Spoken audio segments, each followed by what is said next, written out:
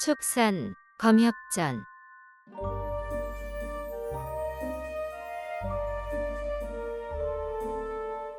11화 신행무용 추운수. 신중이 화를 피해 잠시 벽규남에 머물며 간절히 바라니 그 마음 추운수에게 닿네.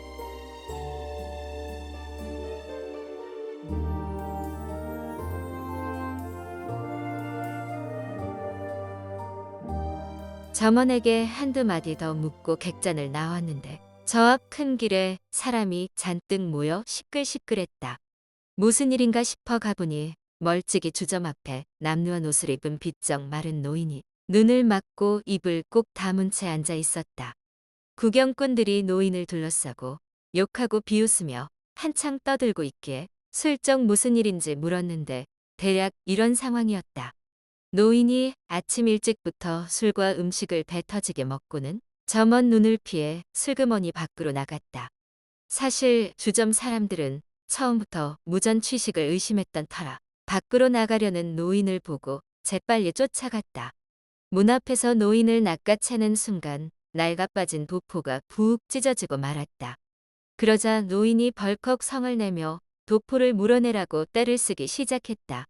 잠시 바람을 쐬려는 것이지 도망가려는 것이 아니라고. 혹시 오해할까봐 보따리를 두고 나왔다고. 자리에 돌아가 확인해 보니 과연 보따리가 있었다. 그래봤자 쓸모없는 잡동사니만 들었겠지 싶어 모두가 지켜보는 가운데 보따리를 풀었다.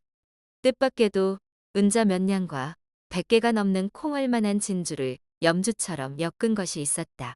노인은 분위기가 자기 편으로 기울자 주점 주인이 사람을 무시했다고 몰아세웠다. 이렇게 귀중한 보따리를 두고 나왔는데 어찌 무전 취식이라고 의심하는 것이야?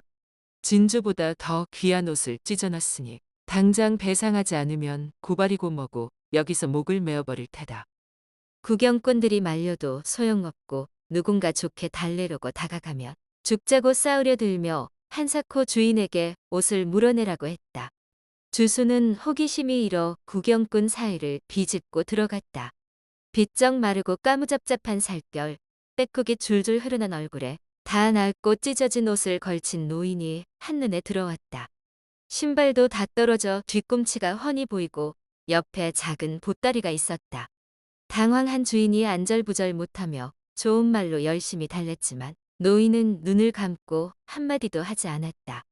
주수는 볼수록 노인이 이상하고 주인이 안 됐다 싶어 몇 마디 거들려고 앞으로 나섰다.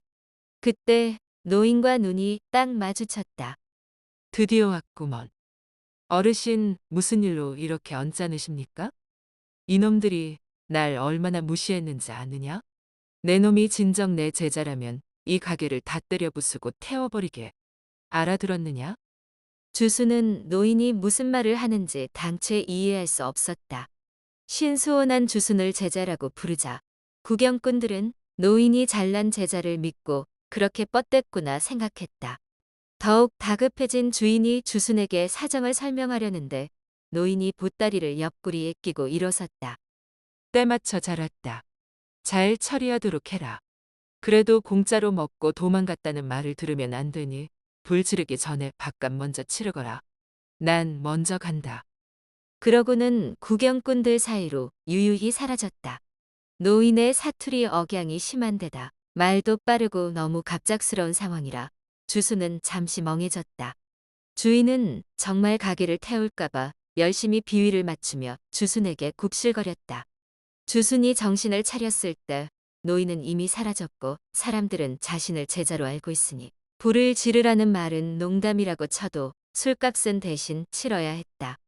보통 사람이라면 어림없겠지만 주수는 워낙 점잖은 사람이라 두 냥이 넘는 은자를 내놓고 서둘러 구경꾼을 뚫고 나가 노인을 뒤쫓았다. 노인이 사라진 방향으로 한참 달려갔지만 도무지 찾을 수 없었다. 여기저기 계속 찾아다니다가 망각루까지 갔다. 마침 시장기가 돌기에 우선 배부터 채우기로 했다. 점원이 그새 단골 손님이 된 주순을 반갑게 맞았다. 손님, 오셨습니까? 여기 앉으시지요. 탁자에 잔 2개, 젓가락 2벌이 있고 이미 음식까지 차려 있었다. 가만 보니 절반은 깨끗이 비워졌고 절반은 손도 대지 않은 채 그대로였다. 아무래도 자리를 잘못 안내한 것 같았다.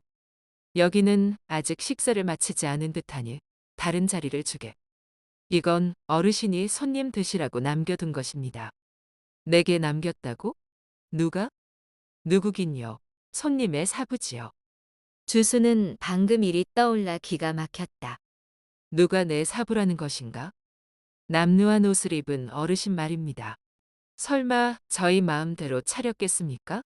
일단 진정하고 제 말 좀 들어보세요. 좀 전에 뒷길 가게에서 웬 노인이 주점 주인을 윽박지르고 있다고 해서 마침 아침을 다 먹은 터라 얼른 구경하러 갔죠. 거기서 어르신 대신 계산하는 손님을 보고 바로 돌아왔는데 그 어르신이 그새 여기에 와 계시더라고요. 아침을 제대로 못 먹었고 조금 있다 손님이 올 거라면서 이것저것 많이 주문했어요. 음식이 나오자 순식간에 절반을 비우고 나머지 절반은 손님 몫이라고 했습니다. 아끼는 제자에게 먹던 음식을 줄 수는 없다면서 말이죠. 자세히 보니 손님이 평소에 좋아하던 음식만 남았더라고요. 그래서 손님 사부가 확실하다고 생각했지요. 어르신이 다 먹도록 손님이 오시지 않으니 일이 있어 먼저 간다며 자운사에서 보자는 말을 전하라 하셨습니다. 저희는 손님이 조금 전에 일이 커지지 않게 어르신을 말리고 깍듯하게 대하시길래 먼저 가시나 보다 했지요. 뭐가 잘못됐습니까? 점원의 이야기에 화가 나고 기도 찼지만 달리 설명할 방도가 없었다. 이왕 이렇게 된 것을 어쩌겠나? 점원에게 음식을 데워오라고 한 뒤 대충 간단히 배를 채우고 연거푸 술잔을 들이켰다. 생각할수록 부하가 치밀었다. 강호를 떠돈 지 벌써 수십 년째건만 이런 사기꾼은 또 처음이네. 무전 취식을 하질 않나. 내 사부라고 감쪽같이 거짓말을 하지 않나. 그때 계단이 부서질 것처럼 쿵쾅거리더니 누런 수염의 얼굴이 붉은 키 큰 사내가 나타났다. 행색은 수수했지만 눈이 부리부리하고 용맹한 기운이 느껴졌다. 사내는 자리를 안내하려는 점원을 지나쳐 주순을 향해 똑바로 걸어가 다짜고짜 소리쳤다. 당신이 그 항머시기 주가요? 너무 급작스러운 데다 사내의 의중을 알 수 없어 일단 경계하지 않을 수 없었다.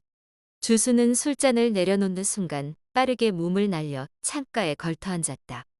그렇소. 내가 바로 주가요. 일면식도 없는 사이인데 어찌 나를 찾으시오? 허허, 나는 재주를 가졌다더니 노인이 말한 그대로군. 겨루자는 것이 아니라 할 말이 있어 온 것이니 어서 내려오시오. 주순이 사내를 유심히 살폈다. 우락부락하지만 전기가 흘러 아기는 없는 듯했다. 훌쩍 몸을 날려 다시 자리에 앉았다. 식사는 다 하신 것이오? 주수는 배가 찼지만 사내가 술을 한 잔 하려나 싶었다. 얼추 먹었습니다만 원하면 좀 더 내오라고 하겠소. 주순이 먼저 통성명을 하고 무슨 일인지 물어봐야겠다고 생각할 때 사내가 벌떡 일어나더니 허리춤을 뒤져 떡하니 은자를 꺼내놓았다. 술값을 내려는 모양이었다.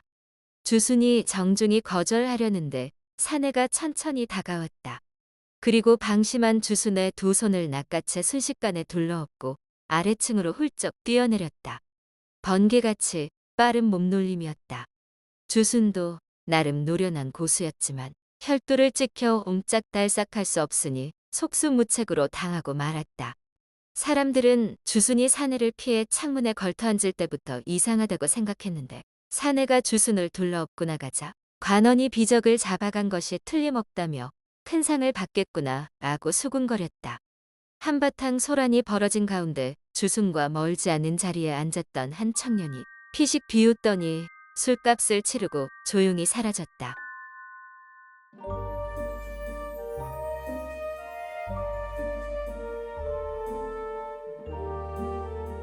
다음 화에서 이어집니다. 더 좋은 콘텐츠를 제작하기 위하여 구독과 좋아요, 알림 설정 부탁드려요.